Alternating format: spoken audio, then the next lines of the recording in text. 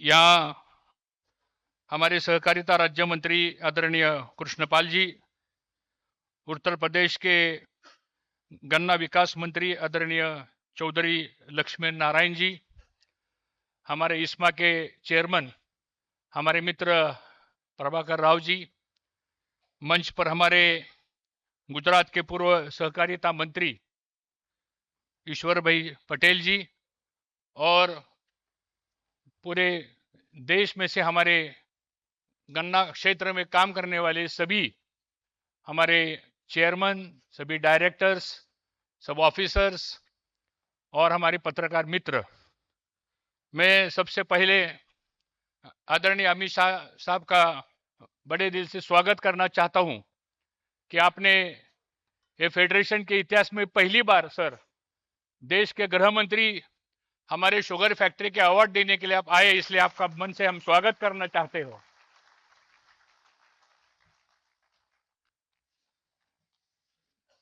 मैं आदरणीय हमारे नेता प्रधानमंत्री मोदी जी का भी हम स्वागत करना चाहते हैं, क्योंकि उन्होंने पहली बार सर आपकी सहकारिता मंत्रालय अलग से बनाई और पहला सहकारिता मंत्री सब आप बन गए, इसलिए हमको सबको बहुत खुशी है।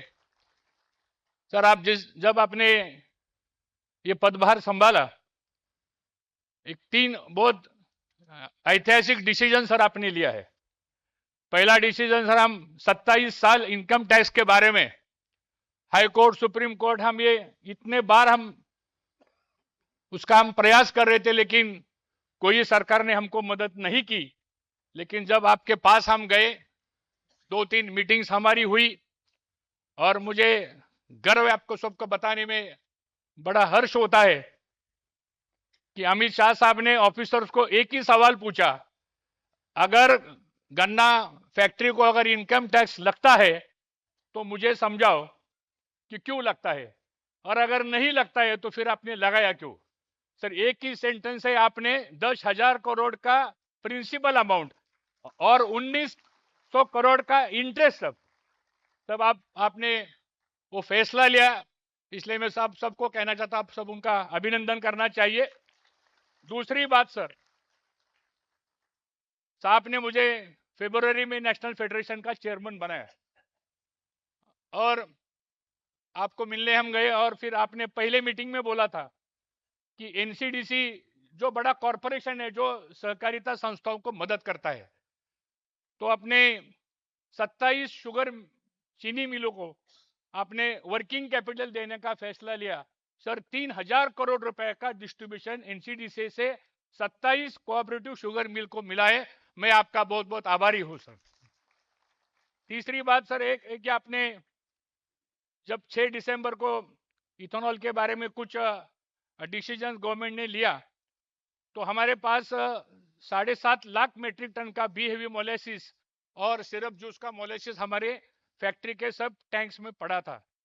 एक चिट्ठी हमने आपको भेज दी सर, और वो एक लेटर पे आपने आदेश किया और उसमें 2300 करोड़ रुपए का कन्वर्शन इथेनॉल में करने का परवानगी आपने दिया सर, इसलिए मैं आपका बहुत बहुत आभारी हूं। मैं सबको मेरी एक विनती है, आप सब खड़े होकर हम अमित भाई जी का या हम स्वागत करेंगे और सभी ताली की ओर से उनका हार्दिक स्वागत और अभिनंदन करेंगे। और उनका स्वागत करने के लिए अब मैं आमंत्रित करती हूं हमारे प्रबंध निदेशक एनएफसीएसएफ श्री प्रकाश नायक नावड़े जी से कि आप नामों की घोषणा करें। साथियों, हमारे माननीय अध्यक्ष हर्षवर्धन पाटिल जी, आप सबकी तरफ से आज के मुख्य अतिथि माननीय श्री अमित शाह जी को विठ्ठल रुक्मिणी की आभूषण जड़ित प्रतिमा भेंट कर रहे, उन्हें आदरपूर्वक भावना से सम्मानित कर सादर धन्यवाद कर रहे हैं।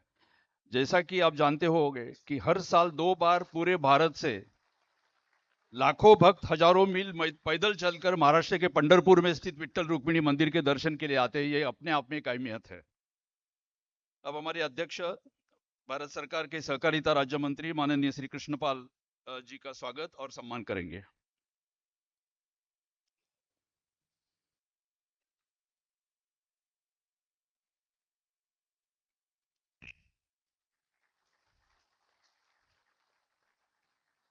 अब मैं हमारे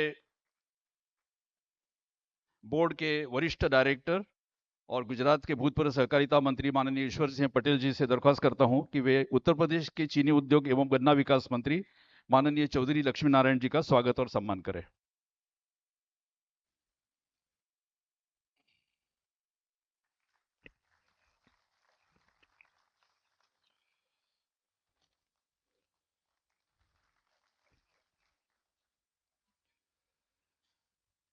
सर, आपकी राजनीति जब शुरू हुई, आप एक शुगर फैक्ट्री के मेंबर थे, उसके बाद फिर फैक्ट्री के चेयरमैन थे, फिर गुजरात में state cooperative bank, DCC bank. So सहकारिता में आपको हर चीज की पूरी जानकारी है, तो ज्यादा बोलने की जरूरत नहीं है, बिकॉज आप हमेशा इस सहकारिता बढ़ाने का काम पिछले 5 सालों में आपने, जब आप सब आने से पहले आपका एक प्रेजेंटेशन सर हमने डिपार्टमेंट का देखा, तो 56 के नए फॉर्मूलाज इस कोऑपरेटिव डिपार्टमेंट ने आपने बनाए हैं और इसका पूरी देश में स्वागत हो रहा है। सहकार से समृद्धि, ये जो आपका जो मंत्र है वो लेके सर हम सब काम इकट्ठा काम कर रहे हैं। मुझे आपको बताने में खुशी आती है सर, आप जब आए तो हमने बाहर एक हार्वेस्टर रखा है, केन हार्वेस्टर सर। ये केन हार्वेस्टर सर, ये अभी शुगर फैक्ट्री के सामने बड़ी चुनौती है कि अगर हमको केन क्रशिंग करना है तो हार्वेस्टर की आवश्यकता है। तो ऐसे बहुत सारी चीजें सर है, मैं सिर्फ संक्षिप्त में आपके सामने रखना चाहता हूं, समय कम है। तो पहला हमारा सर एक ही डिमांड है, आपको पता है सर, बहुत बार आपसे हमारी मुलाकात हुई है, डेलीगेशन में आता, आपने पार्लियामेंट में हमको समय दिया था सर। एमएसपी के बारे में सर हमारी सबकी राय है सर, एमएसपी की प्राइस सर वो बढ़नी चाहिए, क्योंकि 5 साल आपने एफआरपी बढ़ाई, अच्छी बात की सर, और 567 रुपए की बढ़ोतरी एफआरपी में आपने की है। तो हमारी रिक्वेस्ट है, ये सारे फार्मर लोग हैं सर, आपको हमने विट्ठल रुक्मिणी की मूर्ति दी, अभी अभी पंढरपुर की बड़ी यात्रा हो गई और उसमें लाखों लोग आए थे सर, और वो लाखों लोग में आने वाले 50% लोग वो गन्ना पिकाने वाले किसान थे सर। तो उनकी ओर से सर हमारी आपको रिक्वेस्ट है कि अगर एमएसपी बढ़ जाएगी तो सर सारा जो प्रॉब्लम अभी आ रहा है सर फाइनेंशियल का, तो उससे हमें निश्चित रूप से राहत मिलेगी। दूसरा इशू सर है वो आपको ही पता है, इथेनॉल के बारे में मैं सर आपकी गवर्नमेंट का आपका अभिनंदन करना चाहता हूं। 2014 के बाद सर ये इथेनॉल की पॉलिसी आपने बनाई और तब से हमारा फाइनेंशियल प्रॉब्लम बहुत कम हुआ है, और एक बैलेंस पॉलिसी बोलते हैं उसको। जब शक्कर ज्यादा पैदा हो जाती है तो हम इथेनॉल को डाइवर्ट करेंगे, जब शक्कर कम पैदा हो जाएगी सर तो हम फिर शक्कर पैदा करेंगे। तो ये सारा बैलेंस पॉलिसी करने के लिए आपने इस इथेनॉल की पॉलिसी बनाई। लेकिन सर पिछले साल सी हेवी मोलेसिस का रेट आपने बढ़ाया सर, अच्छी बात की, लेकिन सर बी हेवी का और सिरप जूस इथेनॉल का जो रेट है वो 1 साल से वहीं पे रुका है। थोड़े उसमें अगर बढ़ोतरी करेंगे तो हमारे सब फार्मर के लिए भी सर अच्छा हो जाएगा, ये हमारी डिमांड है। 20% तक का ब्लेंडिंग एक बहुत बड़ी अचीवमेंट सर आपके नेतृत्व में इस देश में हुआ है। और अभी फिलहाल आज का present percentage of blending in petrol diesel वो कम से कम 15% तक हम पहुंचे हैं। जब हम 20% तक जाएंगे तो सब 900 करोड़ लीटर का इथेनॉल हमारे शुगर फैक्ट्री से बनना के लिए हमने हमारे पास पूरी यंत्रणा तैयार है। लेकिन बीच में सर आपने हमको एक सलाह दी थी कि ऑफ सीजन में जब फैक्ट्री बंद हो जाती है तो ऑफ सीजन में मक्के का यूटिलाइजेशन ये इथेनॉल के लिए करना चाहिए। वो प्रेजेंटेशन भी सर हमने आपके ऑफिस में दिया है। आपको उस दिन कुछ इमरजेंसी मीटिंग थी इसलिए आप मीटिंग में नहीं थे, लेकिन आपने हमको मैसेज दिया कि सेक्रेटरी के साथ बैठ के तय चर्चा करो। सेक्रेटरी के पास भी हमने वो प्रस्ताव दिया है, उसके बारे में भी सर कुछ डिसीजन होने की आवश्यकता है। 6 दिसंबर का सर जो डिसीजन हुआ है, ठीक है, उस समय कोई भी गवर्नमेंट ये सोचती है कि कंज्यूमर का रेट बढ़ना नहीं चाहिए, चुनाव थे, सभी ये सब दिक्कतें हमें भी पता है सर। लेकिन अभी सर वो जो बैन है बी हेवी मोलेसिस का और इथेनॉल का, उसके बारे में भी फेर विचार होने की आवश्यकता है।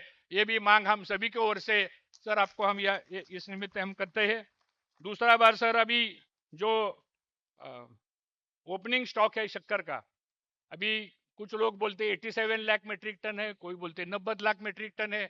अपना डोमेस्टिक कंजम्पशन है 3 महीनों का ऑफ सीजन का जो है वो 57 लाख मेट्रिक टन तक है। तो हमारी रिक्वेस्ट है 10 या 20 लाख मेट्रिक टन का एक्सपोर्ट के बारे में भी, क्योंकि आप ग्रुप ऑफ मिनिस्टर के चेयरपर्सन है, तो हमारी सभी की ओर से एक विनती है, इसके बारे में भी कुछ डिसीजन होने की आवश्यकता है।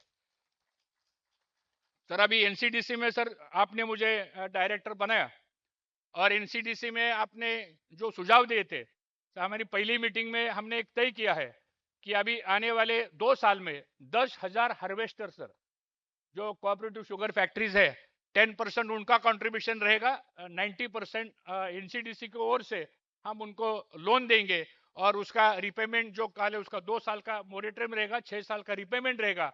तो उससे ये केन हार्वेस्टिंग का जो प्रॉब्लम है और उसके बारे में जो रेट बढ़ता जा रहा है उसका कोई ना कोई तो हमको इसका फायदा हो सकता है। तो ये भी हमारा एक डिमांड है और वो भी आपके नेतृत्व में हम निश्चित रूप से पूरा करेंगे। सर आखिरी 2 ही बात मैं कहना चाहता हूँ सर। सर जब आप मैं चेयरमैन बना तो आपने मुझे बोला कि हर्षवर्धन इसका एक रोड मैप बनाओ शुगर इंडस्ट्री का, और सही बोला सर आपने। होता है क्या सर, एक अगर रोड मैप नहीं है शुगर इंडस्ट्री का तो फिर हर समय शुगर फैक्ट्री और फार्मर को ही मुसीबत खड़ी हो जाती है। तो अभी हमने सर एक 10 साल का एक रोड मैप बनाया है, taking into consideration of all the sugar industry में जो जो काम लोग करते हैं, चाहे नेशनल फेडरेशन हो, चाहे इस्मा हो, चाहे आहिस्ता हो, चाहे चीनी मिंडी वाले हो, सबको साथ लेके सर हमने एक ड्राफ्ट बनाया है और वो 5 सितंबर तक ड्राफ्ट पूरा हो जाएगा। उसके बाद सर आप हमें समय दीजिए, एक आधा घंटे का समय हम आपको मांगते हैं और उस पर हम प्रेजेंटेशन देंगे और वो आपका आदरणीय मोदी जी का जो 100 दिन का जो प्रोग्राम है उसमें अगर शुगर इंडस्ट्री का चैप्टर डालेंगे तो मुझे ऐसा लगता है कि आने वाले 5 साल में ये रोड मैप अगर हम कंप्लीट करेंगे तो इसमें एक अच्छी तरह से स्टेबल पॉलिसी ये शुगर इंडस्ट्री के बारे में सर हो सकती है। बजट में एक रंगराजन समिति का जो फॉर्मूला है सर, उसमें स्टेबलाइजेशन फंड बनाने की एक उन्होंने रिकमेंड किया है। जैसा पुराने जमाने में एक शुगर डेवलपमेंट फंड था एचडीएफ, तो उसका भी अभी रिस्ट्रक्चरिंग का इश्यूज है, वो भी आपके पास हमने खत भेजा है, उस पर आपने ग्रुप ऑफ मिनिस्टर में डिस्कस करके उसका रिस्ट्रक्चरिंग का भी डिसीजन होना जरूरी है। लेकिन प्राइस स्टेबलाइजेशन फंड एक नया इशू सर अभी करने की आवश्यकता है। अगर 10 साल में अगर हम प्राइस डिस्ट्रीब्यूशन फंड बना सकते हैं तो उसका भी बड़ा फायदा निश्चित रूप से इस देश में होने वाला है। सर गन्ना पिकाने वाला फार्मर कम से कम 5 करोड़ से ज्यादा है, 5-6 लाख से ज्यादा लोग फैक्ट्री में काम करते हैं, 10, 15, 20, 25 लाख से ज्यादा लोग एक लेबर करके ये शुगर फैक्ट्री में काम करते हैं। एक सोशल इकोनॉमी डेवलपमेंट करने वाली इंडस्ट्री है सर। और गवर्नमेंट, स्टेट गवर्नमेंट हो, सेंट्रल गवर्नमेंट हो, उसको भी ज्यादा से रेवेन्यू भी एक कंपनी से, इंडस्ट्री से आता है। तो मेरी इतनी कहना है सर कि ये सोशल इकोनॉमी इंडस्ट्री है। आप जैसा नेता अभी हमें इस इंडस्ट्री को मिला है, सहकारिता को मिला है, और हम सब उम्मीद करते हैं कि जितने भी प्रस्ताव हमें अपने सामने रखे हुए निश्चित रूप से आप इसको अच्छी तरह से हमको मदद करेंगे। इतना कह के मैं सभी की ओर से फिर से आपका हृदय दिल से स्वागत करना चाहता हूं और बहुत बहुत धन्यवाद देना चाहता हूं। जय हिंद, जय महाराष्ट्र।